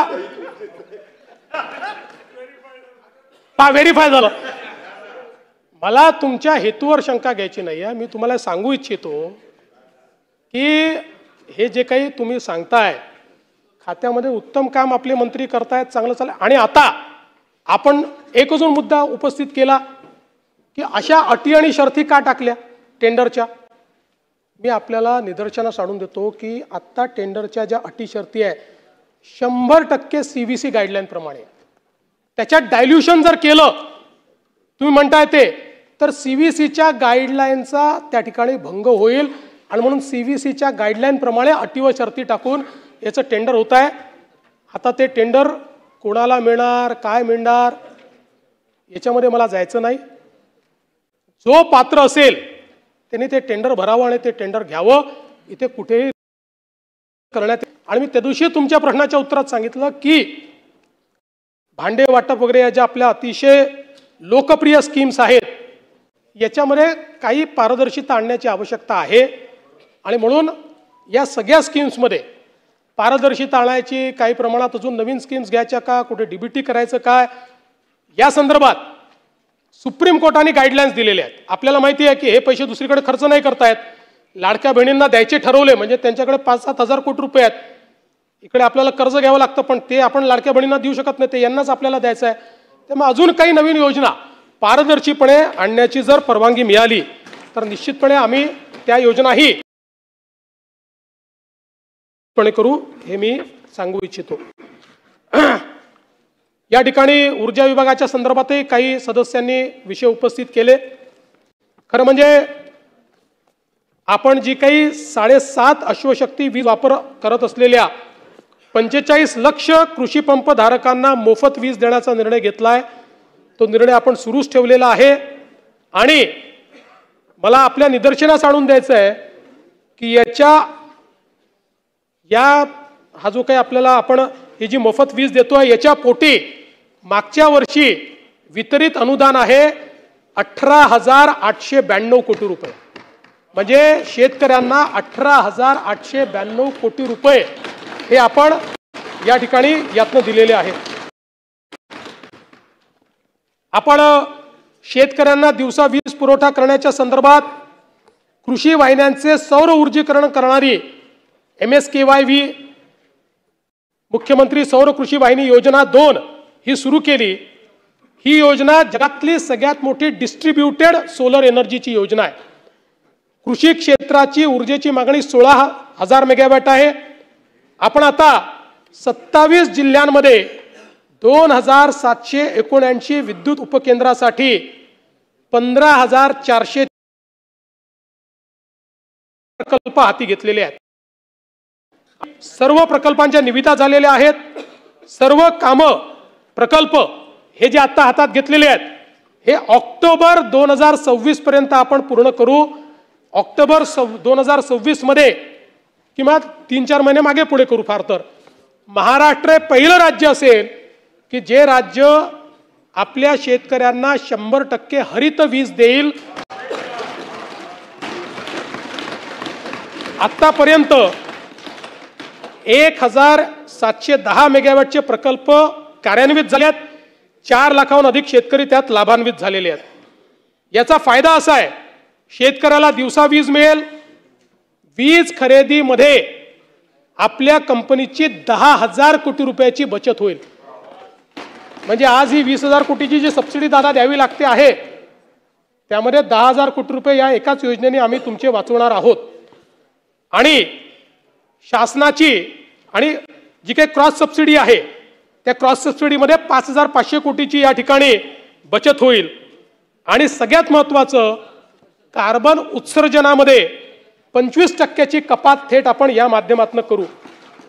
यासोबत राज्याचे शाश्वत विकास आणि उद्योगांना चालना देण्यासाठी एनर्जी ट्रान्झिशन ब्ल्यूप्रिंट आपण तयार केली आहे. 2030 सालापर्यंत महाराष्ट्रामध्ये एकूण जी वीज आपण वापरतो यापैकी 50% वीज हरित सोर्सेसमधनं या ठिकाणी येईल. आणि हे केलेलं काम, याचा स्केल काय हे आपल्या लक्षात आणून देण्याकरता हे सांगतो की गेल्या 2-3 वर्षामध्ये आपण हे काय स्केलअप केलंय. आपल्या राज्याच्या निर्मितीपासनं 2022 पर्यंत किंवा अगदी 47 पासून तर 75 वर्ष समजून घ्या, आपल्या राज्यातली आपली निर्मित आणि कॉन्ट्रॅक्च्युअल कॅपॅसिटी होती 37,000 मेगावॅट. 37,000 मेगावॅट. गेल्या 2 वर्षामध्ये आपण जी अतिरिक्त करारी क्षमता तयार केली आहे ती आहे 45,000 मेगावॅट. म्हणजे 37,000 मेगावॅट आतापर्यंत केली आणि 2च वर्षात 45,000 मेगावॅट अशी. आणि एकूण जे काही कार्यारंभ आदेश आपण जारी केलेले आहेत यामुळे वर्ष 2030 साली आपल्याकडे 82,000 मेगावॅट वीज उपलब्ध असेल. आणि त्यातली 45,000 मेगावॅट ही या ठिकाणी जवळपास आपण हरित ऊर्जा या ठिकाणी आपण तयार करणार आहोत. सगळ्यात महत्त्वाचं काय आहे तर याचे दर आज आपल्याला माहिती आहे की आपली जी लँडेड कॉस्ट आपल्याला पडते 8 रुपयाची पडते आणि आपली खरेदी कॉस्टही 5, 5.5, 6 रुपयापर्यंत पडते. आता याचा सगळ्यात मोठा फायदा रिन्युएबलचा असा आहे 25 वर्ष त्याची किंमत एकच असणार आहे. आणि मग सौर कृषी ऊर्जीकरणाकरता जे 16,000 मेगावॅट आहे त्याचा दर असणार आहे 3 रुपये 7 पैसे. युटिलिटी स्तराचे जे मोठे सौर प्रकल्प आहेत ज्यातनं 11,450 मेगावॅट वीज मिळणार आहे त्याचा दर असणार आहे फक्त 2 रुपये 70 पैसे पुढचे 25 वर्ष. आणि सौर आणि पवन असा हायब्रिड जी वीज आपण विकत घेतोय ज्यातनं 4,300 मेगावॅट वीज आपल्याला मिळणार आहे त्याची क्षमता त्याची किंमत असणार आहे 3 रुपये 60 पैसे प्रति किलोवॅट. आणि काय नाही याला युनिट तसं आपण म्हणतोय ते युनिटच होत होते. त्यानंतर पंप स्टोरेज याच्यामध्ये परत 3 रुपये 20 पैसे ज्यातनं आपल्याला 28,000 मेगावॅट प्रति तास मिळणार आहे. आणि बॅटरी स्टोरेज 1500 मेगावॅट यातनं मिळणार आहे ती देखील 2 रुपये 19 पैसे. आणि जी काही फर्म अँड डिस्पॅचेबल ॲन्युअल जी काही पॉवर आहे ही 4 रुपये 60 पैसे प्रति किलोवॅट. म्हणजे मला हे सांगायचं आहे की पुढच्या 25 वर्षामध्ये आता आपल्याला स्थिर दराने म्हणजे आपली कोळशाची ऊर्जा सोडून बाकी ऊर्जा ही स्थिर दराने मिळणार असल्यामुळे आपण पुढच्या 5 वर्षाकरता महाराष्ट्रामध्ये विजेचे दर हे कमी करू शकलेलो आहोत. आणि मला सांगताना आनंद वाटतो की जर गेल्या 20 वर्षात आपण बघितलं तर दरवर्षीचा विजेचे दर वाढण्याचा जो आपला वार्षिक दर आहे दरवर्षी 9.20% 9.20% आपण विजेचे दर वाढवायचो. आपल्याला माहिती आहे एकदा MERCने सांगितलं की ते ऑटोमॅटिक वाढतात ते काही वाढवून करावे लागत नाही. पण 25-26 पासनं 29-30 पर्यंत दरवर्षी विजेचे भाव हे 1.96% ॲव्हरेज आणि वेगवेगळ्या कॅटेगरीमध्ये वेगवेगळ्या पद्धतीनं दरवर्षी कमी होतील. आणि म्हणून आपल्या 70% कन्झ्युमर करता आजचे जे दर होते त्याच्या 26% कमी दर हे त्याला 2030 मध्ये द्यायचे आहेत. आपण जर बघितलं तर घरगुती 8.4 रुपयाचा आज त्याला द्यावा लागतोय तो 6 रुपये त्याला फक्त दर पडणार आहे. वाणिज्यिकला 16.97 आहे त्याला 15.87 द्यावा लागेल 30 सालापर्यंत. आणि जे काही औद्योगिक आहे त्यांना 10 रुपये 88 पैशाच्या ऐवजी 9 रुपये 97 पैसे द्यावा लागणार आहे. आणि जर आपल्या नेहमीच्या पद्धतीने 9% जी वाढ आहे ती गृहीत धरली असती तर औद्योगिकला 10 रुपये 88 पैशाच्या ऐवजी 15 रुपये 77 पैसे द्यावे लागले असते. वाणिज्यिकला 16 रुपये 97 पैशाच्या ऐवजी 23 रुपये 91 पैसे द्यावे लागले असते. आणि घरगुतीला 8.14 रुपयाच्या ऐवजी 8 रुपये 14 पैशाच्या ऐवजी 11 रुपये 32 पैसे द्यावे लागले असते. पण आता या स्थिर आकारामुळे हा एक महत्त्वाचा विषय या ठिकाणी होतोय. यासोबत मला हे सांगायचं आहे की PM कुसुम या योजनेच्या अंतर्गत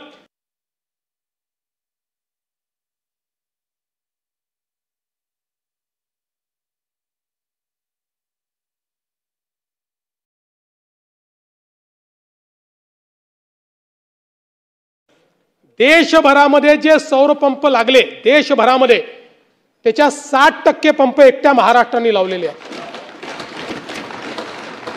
आणि आपण जर बघितलं आकडा का महत्वाचा आहे तर आपण साधारण सौर पंप लावण्याची सुरुवात ही 2015 साली केली होती. आणि त्यावेळेस इतक्या योजनाही नव्हत्या. पण 15 ते 23 अशा या 8 वर्षामध्ये आपण 1 लाख आणि जानेवारी 24 ते जून 25 एवढ्या 1 वर्ष 2 महिन्याच्या कालावधीमध्ये 3 महिन्याच्या कालावधीमध्ये आपण 3,86,000 पंप या ठिकाणी लावले. आता मोठ्या प्रमाणात हे जे काही पंप लागलेले आहेत यामुळे 23 लाख एकर जमीन ही ओलिताखाली आलेली आहे आणि आता पुन्हा या पंपांना आपण गती दिली आहे। याच्यामध्ये थोडा एक लॅग तयार झाला होता। आपण एडीबी सोबत एक करार केलेला आहे। एडीबीने आपल्याला अट टाकली होती की 1 संपल्यावरच दुसरे 1 लाखाचं टेंडर काढावं, पण आता त्यातून सूट घेतलेली आहे। त्यामुळे आता हा लॅग दूर होईल आणि डिसेंबर पर्यंत सगळे पंप जे आहेत हे आपण या ठिकाणी लावू शकू अशा प्रकारची आपल्याला अपेक्षा आहे। यामध्ये पंप लावल्यानंतर एकतर पंपाचा पुरवठा कोणी करायचा, आपण एम्पॅनल लिस्ट दिलेली आहे, त्यामुळे सरकार ठरवणार नाहीये। एम्पॅनल लिस्ट प्रमाणे जो कोणी शेतकरी आहे त्यांनीच ठरवायचं कुठला पंप कोणाचा पंप घ्यायचा आहे। तो पंप घेतल्यानंतर 5 वर्षापर्यंत त्याची देखभाल दुरुस्ती ती कंपनी करेल आणि 5 वर्षापर्यंत त्या पंपाचा इन्शुरन्स असेल, तो तुटला फुटला चोरी गेला तरी त्याचे सगळे पैसे हे इन्शुरन्स कंपनीच्या माध्यमातून त्या ठिकाणी भरण्यात येतील। अशा प्रकारची ही योजना या ठिकाणी केली आहे। यासोबत प्रधानमंत्री सूर्यघर योजना या योजनेत महाराष्ट्र दुसऱ्या क्रमांकावर आहे। आतापर्यंत आपण 2,24,000 घरगुती ग्राहकांना 858 मेगावॅट पेक्षा जास्त क्षमतेचे रूफटॉप सोलर या ठिकाणी लावलेले आहेत आणि 1,500 कोटीहून जास्त सबसिडीचा लाभ देखील त्यांना दिलाय। आता यातल्या कोणालाही 1 रुपयाही बिल विजेचं भरावं लागत नाही। प्रधानमंत्री आवास योजनेच्या अंतर्गत 30 लाख घरं आपल्याला केंद्र सरकारने दिली आहेत। या प्रत्येक घरावर रूफटॉप सोलर लावण्याचा आपण निर्णय घेतलेला आहे। त्यामुळे या 30 लाख कुटुंबांना पुढे विजेचं बिल येणार नाही, त्यांना मोफत वीज मिळेल। आणि एवढंच नाही तर नुकतंच मंत्रिमंडळाने 0 ते 100 युनिट वीज वापरणाऱ्यांना मोफत वीज मिळावी म्हणून जे 70% आपले ग्राहक आहे, एक राज्याची योजना तयार केली आहे स्मार्ट या नावाने, महाराष्ट्र ऑफसाईक रूफटॉप सोलर। या योजनेच्या अंतर्गत आपण राज्याची सबसिडी देऊन त्यांना रूफटॉप सोलर देतोय। यातल्या पहिल्या टप्प्यामध्ये 5 लाख ग्राहकांसाठी 635 कोटी रुपयाची राज्य योजना मंत्रिमंडळाने मंजूर केलेली आहे। आपला प्रयत्न आहे की घरगुती विजेचा वापर करणाऱ्या जास्तीत जास्त लोकांना सोलर देऊन त्यांना विजेच्या बिलापासून मुक्ती द्यायची, त्या दृष्टीनं हे काम आपलं चाललेलं आहे। ट्रान्सफॉर्मर आणि वितरण रोहित्र या संदर्भातही काही लोकांनी मुद्दा मांडला। आपल्याला कल्पना आहे की नादुरुस्त रोहित्र दुरुस्त करण्यासाठी आपण मोठ्या प्रमाणात जवळपास 2,417 एजन्सी नियुक्त केलेल्या आहेत आणि 25-26 या कालावधीमध्ये आपण 8,737 जे काही नादुरुस्त रोहित्र होते ते सुधारवणे आणि 8,726 वितरण रोहित्र बदलण्याची कारवाई देखील केलेली आहे।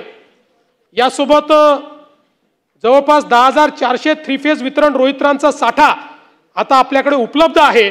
त्यामुळे कुठेही डिस्ट्रीब्यूशन ट्रान्सफॉर्मर आता नाही, ते फेल झालं म्हणून 8-8, 10-10 दिवस लोकांना थांबावं लागणार नाही, अशा प्रकारचा प्रयत्न आपण केला आहे। या ठिकाणी ऑइलच्या संदर्भात वगैरे आता सांगून आपला मी वेळ घेत नाही। निरंतर योजनेच्या संदर्भात यापूर्वी मी बोललेलो आहे, ते सांगत नाही। RDSS मध्ये मोठ्या प्रमाणात जे काम चाललेलं आहे ते सांगून आपलं मी आता वेळ या ठिकाणी घेत नाही। पण ऊर्जा क्षेत्रामध्ये अतिशय क्रांतिकारी अशा प्रकारचं काम करण्याचा प्रयत्न आपण करतो। अर्थात पुढचे 3-4 वर्ष इन्फ्रास्ट्रक्चरमध्ये खूप काम आपल्याला करावं लागणार आहे, कारण ज्या पद्धतीनं आपली विजेची मागणी वाढलेली आहे तेवढ्याच वेगानं डिस्ट्रीब्यूशन नेटवर्क आणि ट्रान्समिशन इन्फ्रास्ट्रक्चर हे आपण तयार करू शकलेलो नाही। त्यामुळे वीज उपलब्ध आहे, पण हे सगळं इन्फ्रास्ट्रक्चर याचा ॲडिक्वसी प्लॅन झाला, त्याचा टायअप झाला, पैशाची उपलब्धता झाली, त्याचे टेंडर झाले आहेत। आता ह्याचं एक्झिक्युशन करण्याकरता पुढच्या 3 वर्षामध्ये फेजमध्ये हे या ठिकाणी होईल आणि या महाराष्ट्राला अतिशय दर्जेदार अशा प्रकारची वीज या ठिकाणी स्वस्तात देण्याचं काम हे या राज्य सरकारच्या माध्यमातून निश्चितपणे करण्यात येईल। आज खरं म्हणजे लोकशाहीर अण्णाभाऊ साठे यांचा स्मृतिदिन आहे. मी त्यांना अभिवादन करतो आणि त्यांच्या विचारावर चालणारं हे सरकार आहे हे निश्चितपणे या ठिकाणी अधोरेखित करतो. आणि म्हणूनच आपण जर बघितलं असेल तर आयुष्यभर दलित, वंचित आणि कष्टकरी समाजाचा विचार हा अण्णाभाऊ साठेंनी आपल्या कवितांच्या माध्यमातून, आपल्या लेखनाच्या माध्यमातून मांडला. आणि तोच विचार आणि त्याच घटकांकरता काम करण्याचा प्रयत्न आम्ही करतो. आणि म्हणून निश्चितपणे मी समाजातल्या सर्व प्रकारच्या वंचितांना आश्वस्त करतो की हे सरकार सातत्याने वंचितांचा विचार करून त्यांच्याकरता काम करेल. आज मुंबईकरता अनेक प्रकल्प आपण करतो आहोत. अटल सेतू पूर्ण झालाय, एक कोस्टल रोड पूर्ण झालाय, आता बांद्रा वर्सोवा कोस्टल रोडचं काम चाललंय. वर्सोवापासनं दहिसर आणि दहिसरपासनं भाईंदर याचे वर्क ऑर्डर आपण दिलेले आहेत, त्याचेही काम आपण चालू करतो. त्यामुळे वेस्टर्न साईडला सीमलेस कनेक्टिव्हिटी आपण करतो. आणि यासोबत भाईंदर म्हणजे उत्तरपासनं तर विरारपर्यंत एक अजून सागरी सेतू तयार करण्याकरता आपला प्रकल्प तयार झालेला आहे. जायकाकडे आपण तो लवकर देतो आहोत. इन प्रिन्सिपल त्यांच्याशी चर्चा देखील झालेली आहे. त्यामुळे जवळपास विरारपासनं तर आमच्या अध्यक्षांच्या कुलाब्यापर्यंत संपूर्ण एक सेतू, एक इंटिग्रेशन हे या ठिकाणी उभं होणार आहे. आपल्याला कल्पना आहे की चेंबूर ईस्टर्न आणि वेस्टर्न फ्रीवेसाठी सिग्नल फ्री असा कॉरिडॉर 6.45 किलोमीटरचा आपण तयार करतो. ऑरेंज गेट टनेल प्रकल्प म्हणजे आपण ईस्टर्न फ्रीवेवरनं उतरलं की थेट एका टनेलमध्ये शिरू आणि चौपाटीवर बाहेर निघू, अशा प्रकारचं त्याचं काम सुरू झालेलं आहे. बांद्रा वर्सोवा सी लिंक 90 मिनिटाचा प्रवास 10 मिनिटावर येणार आहे. Thane Borivali twin tunnel 23 kilometre वाया घोडबंदर, यामुळे 12 किलोमीटरचा प्रवास आणि वेळ वाचणार आहे, याचं काम आपण सुरू केलेलं आहे. विरार अलिबाग कॉरिडॉर या संदर्भात लँड ॲक्विजिशनचं काम आपण सुरू केलेलं आहे. ठाणे क्रिक ब्रिज मुंबई आणि नवी मुंबई कनेक्टिव्हिटी ॲडिशनल ब्रिजमुळे वाढणार आहे. ऐरोली ते कटई नाका प्रकल्प हा देखील आपण हातामध्ये घेतलेला आहे. मुंबईमध्ये 330 किलोमीटरचं मेट्रो नेटवर्क तयार होत आहे. मेट्रो 3चे 2 टप्पे खुले झाले आहेत. लवकरच मेट्रो 3 पूर्णपणे कार्यान्वित आम्ही करणार आहोत. ऑक्टोबरपर्यंतही कार्यान्वित करण्याचा आमचा प्रयत्न आहे. दहिसर डीएन नगर मंडाले, वडाला ते कासरवडवली, ठाणे भिवंडी कल्याण, स्वामी समर्थनगर विक्रोळी, अंधेरी ते दहिसर, मीरा भाईंदर, नवी मुंबई, गायमुख, शिवाजीनगर, कासरवडवली, गायमुख मीरा रोड, तळोजा ते कल्याण, मीरा रोड ते विरार, विक्रोळी ते बदलापूर, अशा 14 मेट्रो मार्गाची आपण या ठिकाणी करतो आहोत. आणि याकरता एकात्मिक तिकीट प्रणाली आपण तयार केलेली आहे, ती यशस्वी झालेली आहे, त्याचं ट्रायल चाललेले आहेत.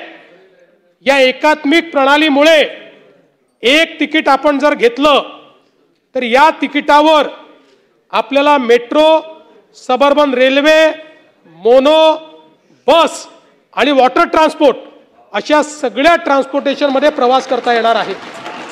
आणि हे तिकीट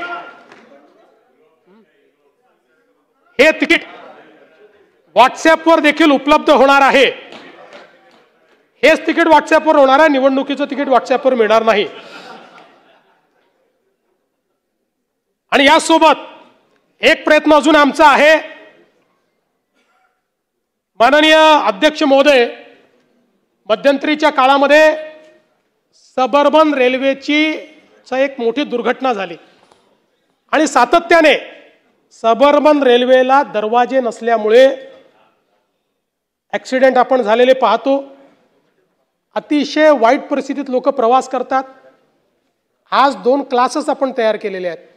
एकीकडे मेट्रो आहे जी पूर्णपणे AC आहे, ज्याचे दरवाजे बंद होत आहेत, ज्याच्यामध्ये प्रवासाची ईज आहे तीही मुंबईकरांना आहे, आणि दुसरीकडे सबर्बन रेल्वे आहे की ज्याच्यामध्ये अतिशय दाटीवाटीत लोक प्रवास करतात आणि ज्याला दरवाजे नसल्यामुळे ॲक्सिडेंट होतात. आणि म्हणून माननीय मोदीजींकडे आणि माननीय रेल्वे मंत्र्यांकडे आम्ही अशी मागणी केली होती की मेट्रोसारखे कोचेस हे सबर्बन रेल्वेला दिले पाहिजे, म्हणजे जे पूर्णपणे AC असतील आणि दरवाजे ज्याचे बंद होतील.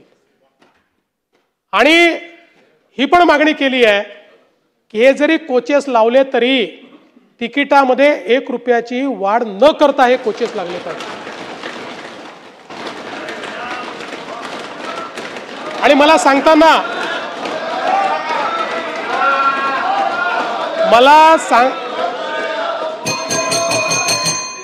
सांगताना याचं समाधान आहे. आजच सकाळी माननीय रेल्वे मंत्री मुंबईमध्ये होते आणि त्यांनी हे सांगितलं की आम्ही या संदर्भात सकारात्मक निर्णय घेतो आहोत. लवकरच मुंबईला येऊन या संदर्भातली अधिकृत ते घोषणा करतील आणि त्यानंतर आपल्या सबर्बन रेल्वेचे सगळे डब्बे हे मेट्रोसारखे, आणि रेट्रोफिटिंग नाही, नवीन डब्बे, रेट्रोफिटिंगचे डब्बे नाही, तर या ठिकाणी चांगल्या पद्धतीनं हे डब्बे त्या ठिकाणी येतील की ज्यामध्ये दरवाजेही असतील आणि या ट्रेन AC असतील आणि कुठलंही तिकीट वाढ याच्यामध्ये केली जाणार नाही. अध्यक्ष महोदय, नवी मुंबईचं विमानतळ परवाच आम्ही त्याचा, मी आणि शिंदेसाहेब गेलो होतो, आढावा घेतला आणि ऑक्टोबरपर्यंत हे विमानतळ सप्टेंबरच्या शेवटपर्यंत पूर्ण होईल अशी परिस्थिती आहे. नैनाच्या आपल्याला कल्पना आहे, मी आता जास्त वेळ घेणार नाही, त्याचं डेव्हलपमेंट चाललंय. वाढवण या बंदराचं काम अतिशय वेगानं चाललेलं आहे. जगातल्या पहिल्या 10 मध्ये असलेलं वाढवणचं बंदर हे मुंबईला आणि महाराष्ट्राला एक नवीन मॅरीटाईम ताकद तयार करून देणार आहे. यासोबत नवी मुंबईमध्ये आपण एज्युसिटी तयार करतो. या एज्युसिटीमध्ये 10 फॉरेन युनिव्हर्सिटीज याव्यात अशी आपली अपेक्षा आहे. त्यातल्या 5 युनिव्हर्सिटीजनी करार केलेला या सगळ्या युनिव्हर्सिटीज जगातल्या नामांकित युनिव्हर्सिटीज आहेत आणि इतर देशात त्यांच्या त्या देशामध्ये जाऊन शिकायला जेवढे पैसे लागतात त्याच्या 25 ते 30% पैशामध्ये आपल्या भारतीय विद्यार्थ्यांना त्या युनिव्हर्सिटीत शिकता येणार आहे. अध्यक्ष महोदय, या ठिकाणी धारावीचा विषय देखील आमच्या ताईंनी मांडला. खरं म्हणजे तो महत्वाचाच विषय. त्याही संदर्भात मी आपल्या लक्षात आणून देतो की हा जो प्रकल्प आहे, पहिल्यांदा तर कुठलीही जमीन अडाणींना देण्यात आलेली नाही. ही जमीन DRPला दिलेली आहे. DRP ही स्पेशल पर्पज व्हेकल आहे. स्पेशल पर्पज व्हेकल याच्यामध्ये महाराष्ट्र सरकार हे भागीदार आहे. हे स्पेशल पर्पज व्हेकल महाराष्ट्र सरकारचं स्पेशल पर्पज व्हेकल आहे. त्याच्यामध्ये अडाणी हे विकासक म्हणून, पार्टनर म्हणून त्या ठिकाणी आलेले आहेत. या धारावीमध्ये अधिसूचित क्षेत्र 251 हेक्टर आहे. प्रत्यक्ष पुनर्वसनाकरता त्यातलं क्षेत्र जे मिळत आहे ते केवळ 108 हेक्टर मिळत आहे. उरलेलं सगळं क्षेत्र हे रिझर्वेशन किंवा इतर प्रकारच्या नॅचरल अशा प्रकारच्या ॲम्युनिटीजमध्ये त्या ठिकाणी जाणार आहे. 108 हेक्टरच्या क्षेत्रामध्ये हे काम करायचं आहे. यामध्ये एकूण प्रकल्पाचा जो खर्च आहे हा 95,790 कोटी प्राथमिक खर्च आहे. याची पहिली बांधकाम परवानगी 14/1/2025 ला दिलेली आहे. पुनर्वसन घटकाच्या बांधकामाचा पूर्ण कालावधी म्हणजे 100% रिहॅबिलिटेशनचा कालावधी 7 वर्ष आहे. आणि जे पात्र झोपडपट्टी धारक आहेत त्यांचं पुनर्वसन धारावीमध्येच केलं जाणार आहे, बाहेर नाही, धारावीमध्येच. यासोबत ज्यांचे उद्योग आहेत त्यांना उद्योगाकरता तिथेच जागा दिली जाणार आहे, व्यवसाय करता तिथेच जागा दिली जाणार आहे. धारावी ही केवळ एक राहण्याची जागा नाही आहे, ते एक इकॉनॉमिक हब देखील आहे. म्हणजे मी नेहमी सांगतो की 2014 पासून जरा मी मोठ्या दुकानातनं जोडे घ्यायला लागलो. 2014 पूर्वी माझे जोडे मी धारावीतनं घ्यायचो, बॅगही धारावीतनं घ्यायचो. याचं कारण तुम्हाला पाहिजे त्या ब्रँडची बॅग आणि जोडे हे 10% किमतीत तुम्हाला धारावीत त्या काळात तरी मिळायचे. त्यामुळे अतिशय चांगले कारीगर, पोट्री असेल, चामड्याचा व्यवसाय असेल, हे सगळे या सगळ्यांना धारावीमध्येच उत्तम व्यवस्था तयार करून ऑर्गनाइज्ड सेक्टर यांना आपण आणणार आहोत. आणि ऑर्गनाइज्ड सेक्टरमध्ये आल्यामुळे आतापर्यंत ते काही टॅक्स भरतात नाही भरत याचा रेकॉर्ड नाही आहे, पण ऑर्गनाइज्ड सेक्टरमध्ये आल्यानंतर टॅक्स भरावे लागतील म्हणून स्पेशल केस म्हणून 5 वर्षापर्यंत त्यांना आपण टॅक्स हॉलिडे देखील देण्याचा निर्णय केलेला आहे. आणि या माध्यमातनं जे लोक, हा पहिला प्रकल्प आहे, आपल्याला माहिती आहे की 2011 पर्यंतचे जे लोक आहेत त्यांना आपण आधी 2001 होतं, मग आपण 2017 कायदा केला, 2011 पर्यंत केलं. आता माननीय हायकोर्टाने तेही मान्य केलं. माननीय कोर्टाच्या निर्णयानुसार 2011 नंतरचे किंवा वेगवेगळ्या कारणाने अपात्र लोक यांना आपल्याला घर देता येत नाही. हा पहिला प्रकल्प असा आहे की ज्या प्रकल्पामध्ये आपण निर्णय केला की अर्ध्या लोकांना घर द्यायचं आणि अर्ध्या लोकांना तुम्ही बाहेरही काढून टाकलं, कुठेतरी जाऊन ते झोपडीच तयार करणार आहेत, त्यांना तर राहावं लागणारच आहे. आणि म्हणून या प्रकल्पात आपण स्पेशल केस म्हणून निर्णय केला की त्याही सगळ्यांना घर दिलं जाईल आणि चांगल्या क्वालिटीचं घर दिलं जाईल. आपण त्याला हाऊसिंग म्हणतोय कारण माननीय उच्च न्यायालयाच्या निर्णयाप्रमाणे आपल्याला आज त्यांना पक्क घर देता येत नाही, पण 12 वर्ष रेंटल हाऊसिंगमध्ये ते जर राहिले तर ते घर त्यांच्या नावे करण्यात येईल, हाही निर्णय आपण केलेला आहे. त्यामुळे 10 लाख लोकांना त्यांचं स्वतःचं घर या ठिकाणी आपण देणार आहोत. आणि याकरता, या पुनर्वसनाकरता आपल्याला 541 एकर जागा या ठिकाणी वेगवेगळ्या ठिकाणी लागणार आहे. तीही जागा अडाणींना नाही, DRPला देण्यात येते आहे. आणि त्या जागेवर त्यांना सेल युनिट करता येणार नाही, कमर्शियल करता येणार नाही, केवळ त्या ठिकाणी रिहॅब ते करतील आणि रिहॅबला लागणारी थोडी दुकानं किंवा काय जे काय असेल ते त्यांना करता येईल, याच्या व्यतिरिक्त करता येणार नाही. आणि म्हणून आपण जर या ठिकाणी बघितलं तर हा जो काही प्रकल्प आपण करतो आहोत, देशातला नव्हे कदाचित जगातला सगळ्यात मोठा अर्बन रिन्युअलचा प्रकल्प हा या ठिकाणी तयार होणार आहे. आणि या दृष्टीनं जवळपास आता 90% होम टू होम अशा प्रकारचं सर्वेक्षण झालेलं आहे. लोकांनीही समर्थन दिलेलं आहे. ठीक आहे, काही लोकांचा विरोध असेल, तो असतोच, पण आता धारावीमध्ये याला मोठ्या प्रमाणात लोकांचंही पाठिंबा याला मिळतो आहे. आणि ताई, तुम्ही जे काही लक्षात आणून दिलं की काही लोक नसताना म्हाताऱ्यांच्या सह्या घेतल्या वगैरे, असं अजून घडलेलं, पण घडलं असेल तर पुन्हा असेल तर पुन्हा त्यांच्याकडे पाठव, काही अडचण नाही आहे. पुन्हा त्यांच्याकडे तुम्ही अशी नावं द्या, त्यांच्याकडे पुन्हा सर्वेक्षणाला जातील. कारण हा प्रकल्प आपल्याला एक असा प्रकल्प करायचा आहे, मला विश्वास आहे पुढच्या 3 वर्षात जेव्हा रिहॅब तयार होताना दिसतील आणि झालेले असतील आणि आपण डिलिव्हर करू पहिल्या सेक्शनला, त्यावेळी मुंबईतल्या झोपडपट्टी धारकांमध्ये एक विश्वास निर्माण होईल आणि स्लम फ्री मुंबईचं जे आपलं स्वप्न आहे ते स्वप्न आपण निश्चितपणे पूर्ण करू शकू. आणि म्हणून हा जो प्रकल्प आहे हा अत्यंत महत्त्वाचा असा प्रकल्प आहे. आणि म्हणून सिडकोचा विकास असेल, इंदू मिलचं स्मारक असेल, नवी मुंबईत एक्झिबिशन सेंटर असेल, अशा अनेक गोष्टी. आणि मला हे सांगताना समाधान आहे की 2014 ते 19 या सभागृहामध्ये जे जे अनाउन्समेंट केली, जे जे बोललो, त्या सगळ्या गोष्टी आज होताना दिसत आहेत. आणि मी निश्चितपणे शिंदे साहेबांचे आभार मानेन. ते मुख्यमंत्री असताना त्यांनी कुठेही याचा वेग कमी होऊ दिला नाही. अजितदादांचे आभार मानेन, ते कुबेर आहेत, त्यांच्याकडे आमची तिजोरीची किल्ली आहे, त्यांनी ही तिजोरी अडवली नाही, नाहीतर डुप्लिकेट किल्ली तयार करावी लागली असती, पण त्यांनी ती संधीच आम्हाला दिली नाही. आणि म्हणून आताही जे प्रकल्प आम्ही सांगतो आहोत, या मुंबई आणि MMRचा चेहरा बदलणारे, इथल्या सामान्य माणसाच्या जीवनात परिवर्तन करणारे, हे निश्चितपणे आपण करून दाखवू.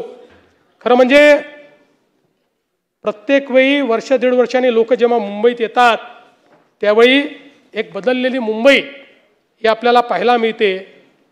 अण्णाभाऊ साठेंनी जी व्यथा मुंबईत अनुभवली ती व्यथा दुसऱ्या कोणाच्या वाट्याला येऊ नये अशा प्रकारचा प्रयत्न आपण करतोय.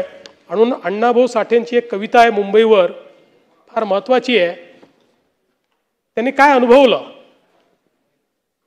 या मुंबईत गर्दी बेकारांची, त्यात भर झाली माझी एकाची. मढ्यावर पडावी मुठभर माती, तशी गत झाली आमची.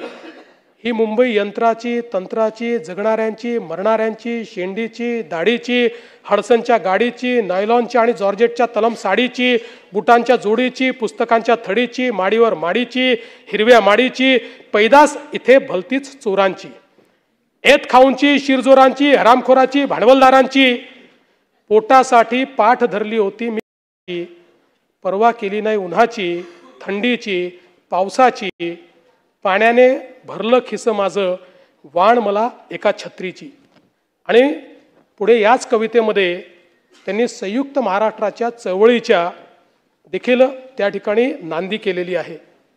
आणि म्हणून पुन्हा एकदा मी सांगू इच्छितो, ही कविता वाचण्याचं कारण एवढंच आहे की 4 महिन्यानंतर भाषणं सुरू होतील. महाराष्ट्रापासून मुंबईला तोडण्याचं षडयंत्र सुरू झालेलं आहे. त्यामुळे आता सांगतो, मुंबईला महाराष्ट्रापासून कोणी तोडू शकत नाही.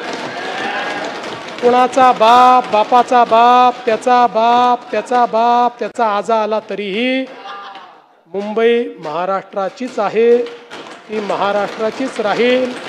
आणि या हजारो पिढ्या, आणि या महाराष्ट्रामध्ये मराठी माणसाचा आवाज, या मुंबईमध्ये मराठी माणसाचा आवाज बुलंद राहील. आणि म्हणून आज या निमित्ताने एक आधुनिक मुंबई, एक सर्वसमावेशक मुंबई आणि तसाच प्रगतिशील महाराष्ट्र घडवण्याचा प्रयत्न आम्ही करू, अशा प्रकारचं मी या चर्चेच्या उत्तरात सांगतो. काही सदस्य